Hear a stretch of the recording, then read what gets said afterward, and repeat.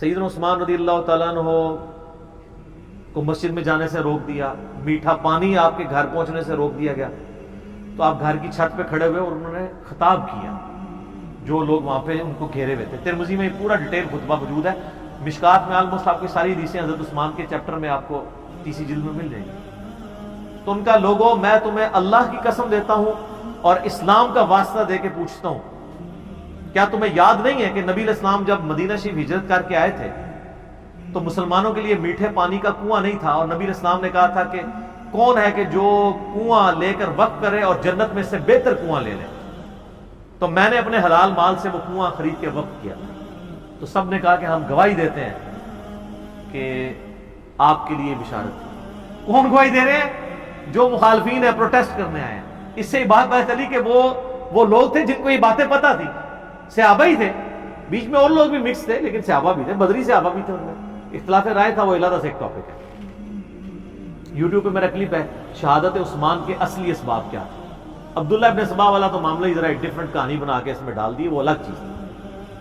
پھر سیدنا عثمان نے کہا کہ تمہیں یہ یاد نہیں ہے کہ مسجد نبی کی توسیع کی باری آئی تو نبی علیہ السلام نے فرمایا کون ہے جو مسجد نبی کے لیے زمین لے کے وقف کرے توسیع کے لیے کہ جنت میں سے بہتر اسے اللہ تعالیٰ قطع عطا فرمائے، تو میں نے اپنے مال میں سے وقف کیا تھا اور مجھے جنت کی بشارت ملی۔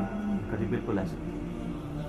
پھر ان کا جو جیش العسرہ تھا، تنگی والا جہاد، یعنی تبوک، جہاں پہ جہاد فرض ہو گیا تھا ہر مسلمان، کیونکہ رومن امپائر سے ٹکرانا تھا، تو نبی علیہ السلام نے جب چندے کی اپیل کی تھی تو میں نے 1000 دینار نبی علیہ السلام کی جھولی میں ڈرا کے ڈالے تھے، اور نبی علیہ السلام اپنے مبارک ہاتھوں سے یوں ان کو الٹ پلٹ کرتے تھے اور کہتے تھے عثمان جنتی، آج کے بعد جو مرضی کرے۔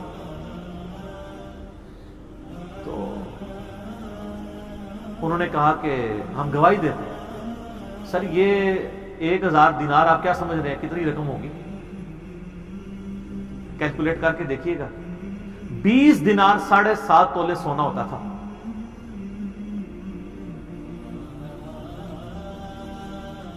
تو 7.5 تولے کو 50 سے ضرب دیں، 450 کے قریب، بلکہ اس سے بھی زیادہ۔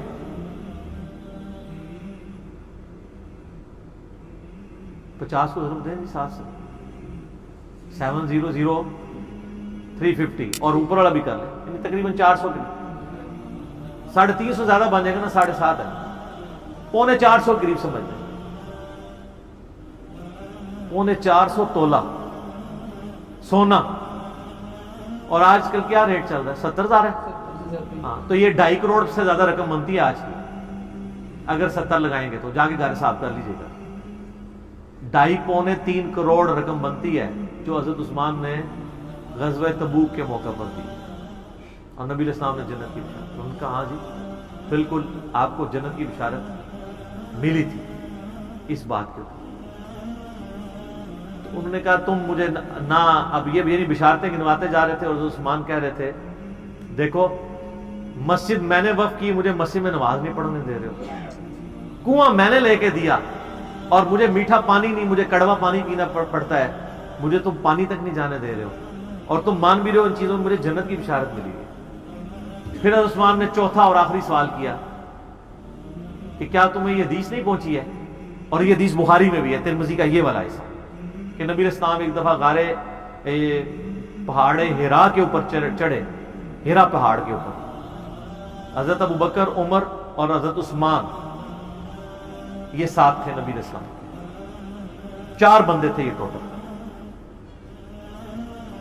تو پہاڑ جو ہے وہ جھوم پڑا، ہلنا شروع ہو گیا، وہ تو بخاری مسلم حدیث ہے۔ ہیرا ایک پہاڑ ہے لیکن ہم سے محبت، وہ احد پہاڑ کے بارے میں آتا ہے، احد ایک پہاڑ ہے، ہم سے محبت کرتا ہے، ہم بھی اس سے محبت کرتے ہیں۔ بعض روایتوں میں احد کا ذکر ہے، بعض میں ہیرا کا ذکر ہے۔ بال الٹیمیٹلی یہ ہے کہ نبی علیہ السلام نے فرمایا کہ اے پہاڑ تھم جا، اس وقت تجھ پہ 1 نبی، 1 صدیق اور 2 شہید ہیں۔ 2 شہید کون؟ حضرت عمر اور عثمان۔ جو مسلم کی حدیث ہے اس میں یہ ہے کہ حضرت علی بھی تھے، طلحہ بھی تھے، زبیر بھی تھے۔ تو نبی علیہ السلام نے فرمایا کہ اس وقت تجھ پر انبیاء، شہداء اور صدیق کے علاوہ کوئی نہیں ہے، اس سے یہ بھی نبی علیہ السلام نے غیبی خبر دے دی کہ یہ باقی سارے شہید ہونے والے ہیں. حضرت طلحہ بھی شہید ہوئے ہیں جنگ جمل میں، حضرت زبیر بھی اور مولا علی بھی اور سیدنا عثمان بھی.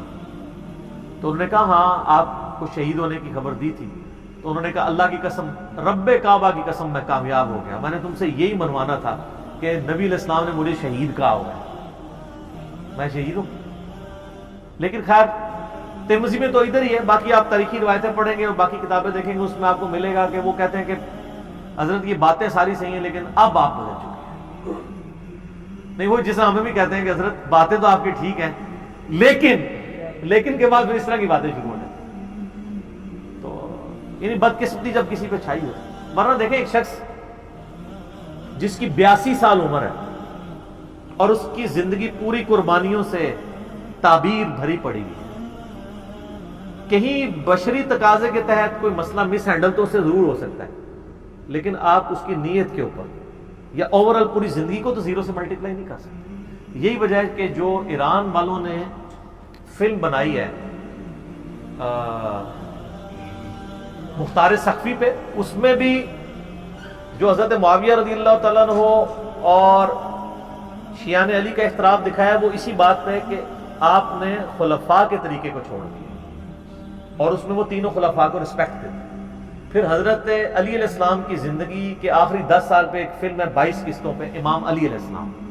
اس میں انہوں نے حضرت عثمان کا بھی، چونکہ ان 10 میں سے سمجھ لیں 4-5 سال تو حضرت عثمان کے بھی خلافت کے، حضرت عثمان کا بھی انہوں نے بڑا پازیٹیو کریکٹر دکھایا ہے اور یہ بتایا کہ اصل کلپرٹ جو ہے وہ مروان بن حکم تھا. حضرت علی حضرت عثمان کو سمجھاتے تھے تو پھر وہ اپنے فیصلوں کو بھی ریورٹ کرتے تھے، یعنی ان کی نیت میں تھی. لیکن ظاہر ہے کہ وہ ایک حضرت عمر والی مینیجریل سکل نہیں تھی. 72 ایئرز کی عمر میں چونکہ خلیفہ بنائے گئے تھے، ایک ایجڈ تھے. تو بہرحال 82-83 ایئرز ایج ہے اور ایک شخص نے پوری زندگی یعنی اسلام قبول کیا. تو ان کا چچا ان کو مارا کرتا تھا، اتنی تکلیفیں کاٹی ہیں، سابقون الاولون میں سے. تو آخری وقت میں آ کے کیوں انہوں نے ایسا کرنا تھا کہ وہ نفس کے ہاتھوں مغلوب ہو جاتے جن کی پوری زندگی اسلام کی خدمات پہ تھی اور نبی علیہ السلام نے کئی مواقع پہ انہیں جنت کی بشارت بھی دی. بال انہوں نے اپنے سیلف ڈیفenس میں کچھ بھی نہیں کیا، ورنہ 300 بندے کو ہٹانا کوئی مسئلہ نہیں تھا، لیکن وہ چاہتے تھے مدینہ تو رسول میں میری وجہ سے خون نہ بہے. خلافت و ملوکیت میں مولانا مودودی نے یہی بات لکھی ہے کہ خلافت و ملوکیت کا فرق یہی ہے کہ حضرت عثمان چونکہ خلیفہ راشد تھے، انہوں نے اپنے خلاف پروٹیسٹ کی اجازت دی ہے، کسی سے زبردستی تلوار کے زور پہ مسئلہ نہیں کیا. اور دوسری طرف امیر شام کے بارے میں کہ وہ تلوار کی نوک پہ انہوں نے اپنے بیٹے کے حق میں لوگوں کی بیعت کر دی. حضرت علی کی تو تلوار اٹھانا مجبوراً تھی نا، کیونکہ وہ حضرت علی کی ریٹ آف دی گورنمنٹ کو تلوار لے کے انہوں نے جتھا بنا کے چیلنج کیا. وہ تو معاملہ ایک ڈفرنٹ تھا اور اس کے پریڈکشنز بھی تھی. نبی علیہ السلام حضرت علی کے ساتھ کھڑے تھے. تو سیدنا عثمان رضی اللہ تعالیٰ نے اپنے لیے خون نہیں بہایا، قربانی دی. ترمذی میں حدیث موجود ہے، حضرت عثمان کہتے ہیں کہ مجھ سے نبی علیہ السلام نے ایک عہد لیا تھا، میں اس عہد میں قائم ہوں کہ میں نے صبر کرنا. اور ترمذی میں یہ ہے کہ نبی علیہ السلام فرمایا عثمان اللہ تعالیٰ تجھے ایک قمیض پہنائے گا، کچھ لوگ اتارنے کی کوشش کریں گے، تم نے قمیض نہیں اتارنی یہاں تک کہ مجھے آ کے ملنا، یعنی مر کے میرے پاس پہنچاؤ گے. تو یعنی وہ صبر بھی کرتے رہے، خلافت سے الگ بھی نہیں ہوئے لیکن صبر بھی کیا. پھر ان تکلیف سے آپ کو ظاہر ہے پوری داستان ہے گزرنا پڑا. پھر ترمذی میں ایک حدیث موجود ہے کہ نبی علیہ السلام نے فرمایا کہ فتنوں کا دور ہوگا، اس فتنے کے دور میں یہ شخص ہدایت پہ ہوگا جو سامنے جا رہا ہے. تو وہ صحابی کہتے ہیں کہ وہ جو شخص جا رہا تھا اس نے اپنے سر پہ چادر اوڑھی ہوئی تھی، تو مجھے وہ نظر نہیں آیا کون ہے. تو میں آگے جا کے چادر ہٹا کے دیکھا تو حضرت عثمان تھے. تو پھر میں نے حضرت عثمان کا چہرہ نبی علیہ السلام کی طرف کر کے کہا یا رسول اللہ اسی شخص کے بارے میں آپ کہہ رہے ہیں. انہوں نے پورا وہم کڈیا کہ حضرت حضور نو پلیکھا لگ گیا ہوئے. تو انہوں نے ان کا چہرہ بھی نبی علیہ السلام کی طرف کر کے کہا، آپ فرمایا ہاں. تو اسی وجہ سے ہم ان کو خلیفہ راشد مانتے ہیں اور ان کی بے احترامی کسی طریقے سے بھی ایکسیپٹیبل نہیں ہے. جو کچھ اسلام کے لیے ان کی خدمات ہیں اور جس لیول پہ انہوں نے یعنی کوئی موقع نہیں جانے دیا قربانی کا. اسی لیے ہم مسلمانوں کے ہاں ایک چیز رناؤنڈ بھی ہے نا کہ اگر اللہ تعالیٰ کسی کو دولت دے تو پھر حضرت عثمان غنی رضی اللہ تعالیٰ عنہ والا جگرا بھی دے. کہ وہ اتنی زیادہ دولت اللہ تعالیٰ کی راہ میں قربان بھی بندہ کر سکے. کہنا تو آسان ہے لیکن بڑا مشکل کام ہے.